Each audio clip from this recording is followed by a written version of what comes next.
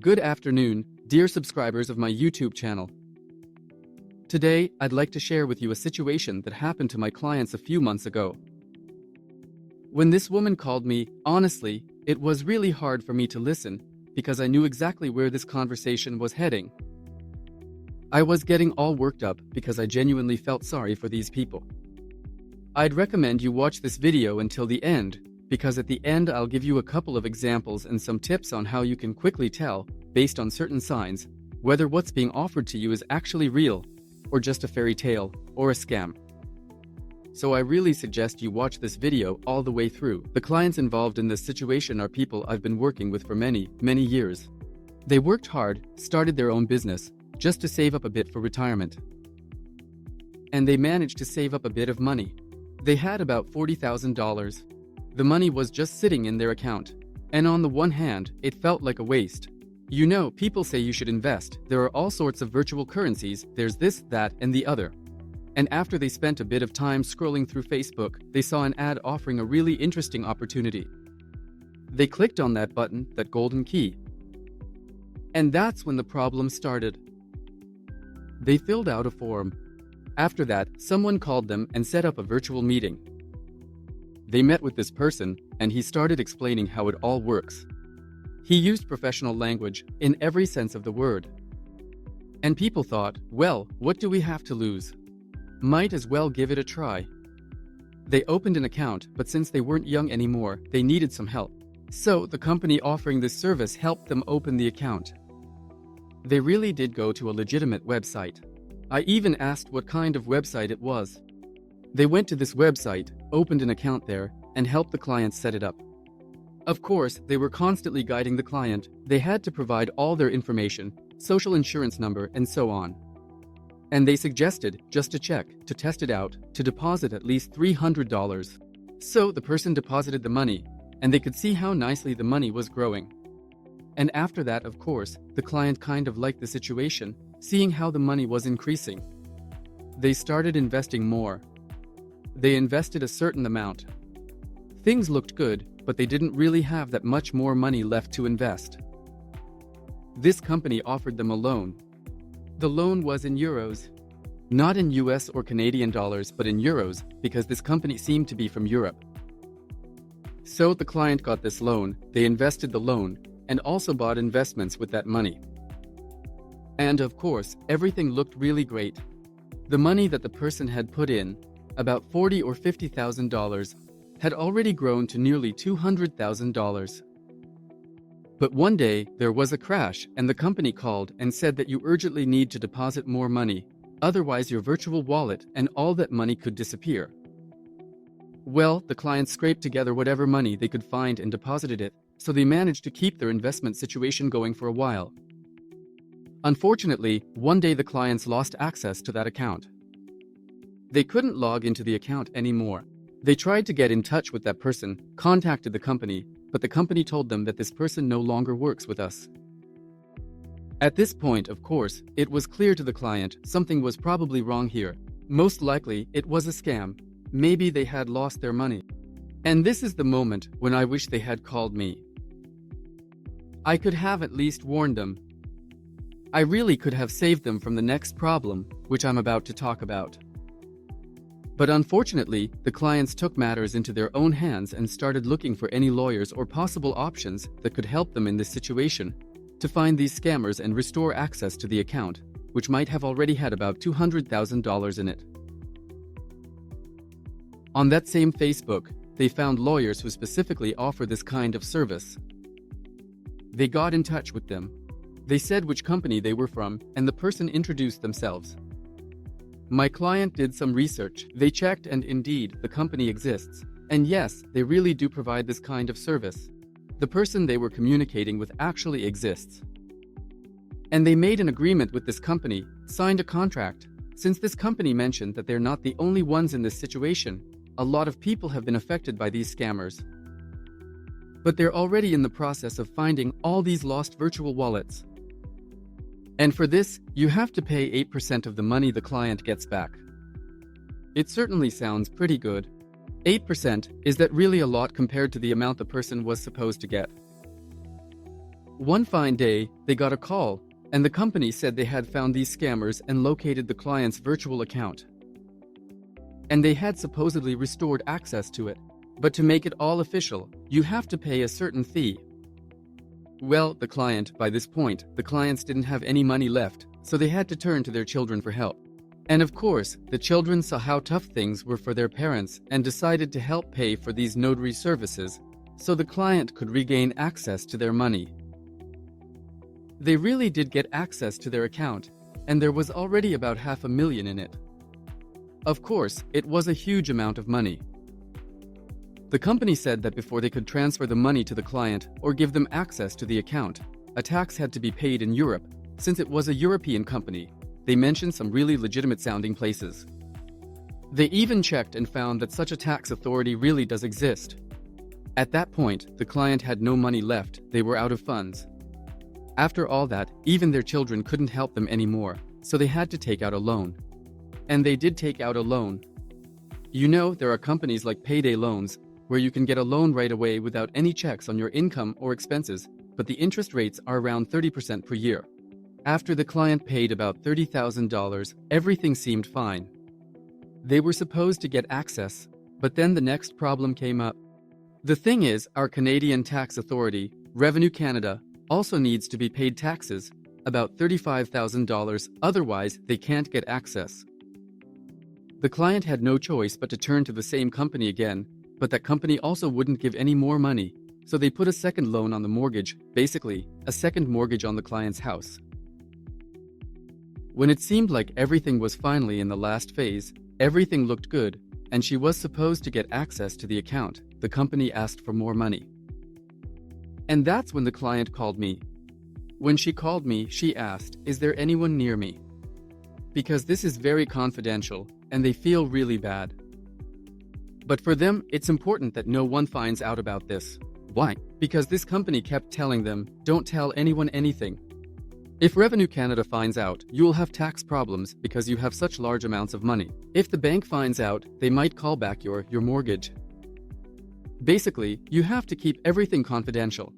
And right here, I can tell you right away, this is your first red flag.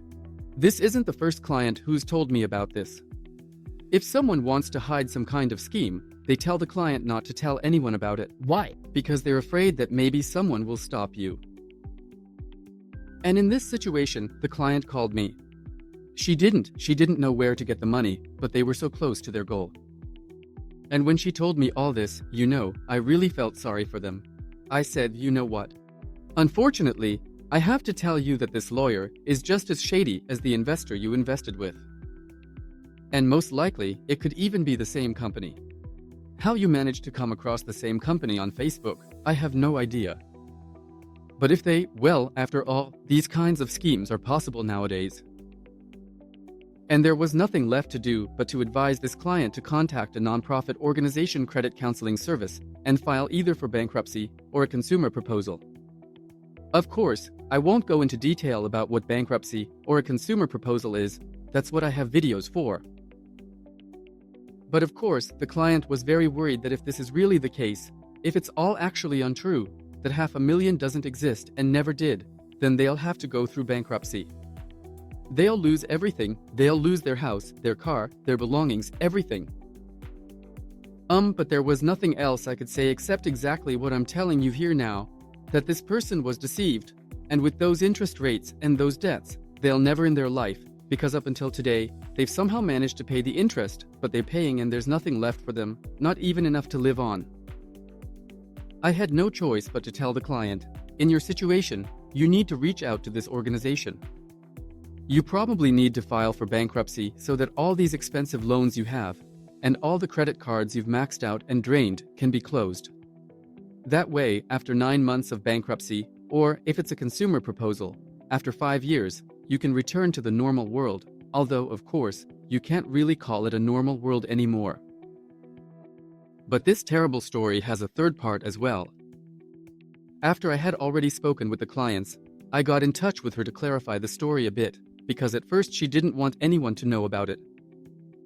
But then, of course, when she realized the situation they were in, she said the opposite. I have no problem with this. Let people know that this kind of thing exists, that this happened to us, and that I'm in the same situation as them. They started a GoFundMe so that maybe someone would take pity on them and make a donation.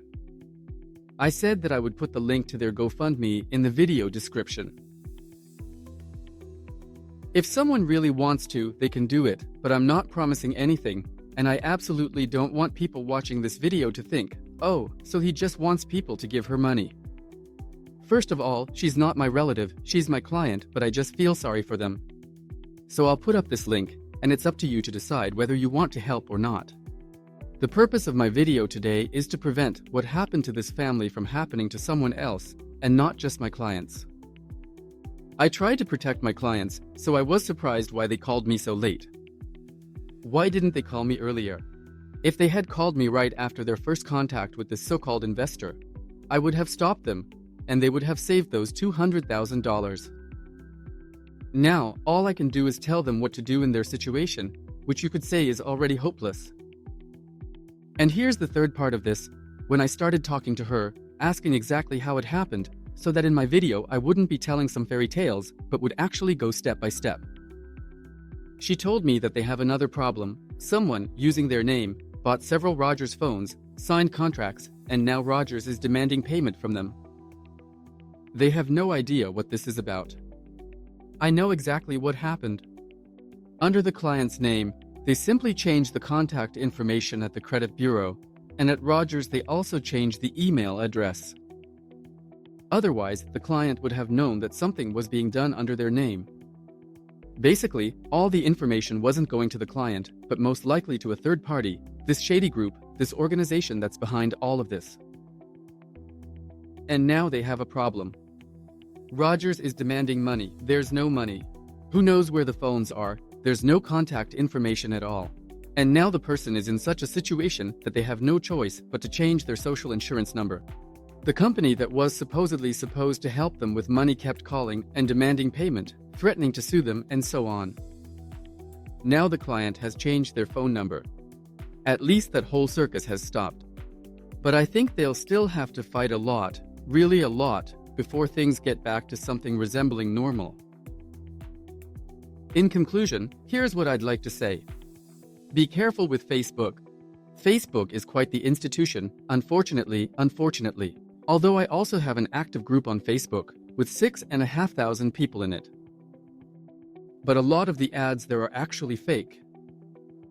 You might see a phone or, I don't know, some interesting camera or something else.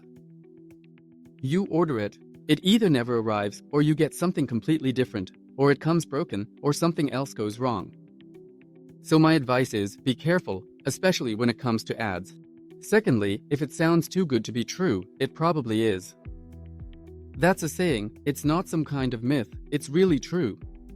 Anywhere there's quick money, there's a catch.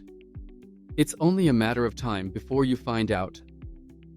All these virtual currencies, investments in virtual currencies, they're very risky. Of course, you can make money on that too. Not all virtual currencies are fake. But you know, if we're already talking about virtual currency, and if you've made 10% on it, I still think that's a bad investment because the risk is so high. The return should be at least, well, your gain should be somewhere around 50% or more. That's if you're willing to take on that kind of risk. So my advice is, be careful with your investments. Be especially careful with advertising.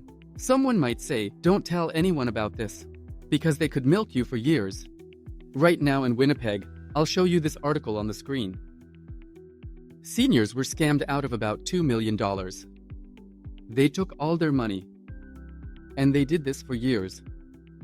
They'll keep milking you until someone stops them. So be careful. These days, everything can be faked. You could have a fake account, the numbers change, everything looks legit. But in reality, that account doesn't even exist and some software is manipulating those numbers behind the scenes. So you know, these days you can even fake videos. That's also a big problem now. You might get a message on WhatsApp or Telegram. For example, a grandma gets a message from her grandson, and the grandson says, "Grandma, I'm in trouble. I urgently need money." Translate this. It really is the grandson, his photo, his face, he's the one talking. These days, you can just take a photo, and with a program like, you can take a photo, type in some text, and that photo will come to life and start talking, and you'll get a video and a voice of the person who's actually in that photo. Of course, if you copy the voice just once, yeah. That's why there will be a lot of fake problems like this in the future. Also, if you're not careful with your information, with your data, someone could buy a house under your name, and you wouldn't even know about it. Someone could put a mortgage on your house, and you'd only find out when the bank starts demanding monthly payments from you. And you wouldn't even know that someone had put a mortgage on your house. There have been situations like this. I even made a video about it. In Toronto, there were 2 cases where people's homes were sold without the owners even knowing. One day, a buyer was standing at the gate with their truck and furniture ready to move in. And the owner had no idea because it was all done using fake names, fake accounts, and so on. So be careful. My goal is to protect you from these kinds of financial problems. In all my videos, I have just 2 goals: to teach clients how to manage their money properly and to help them avoid financial troubles and debt traps.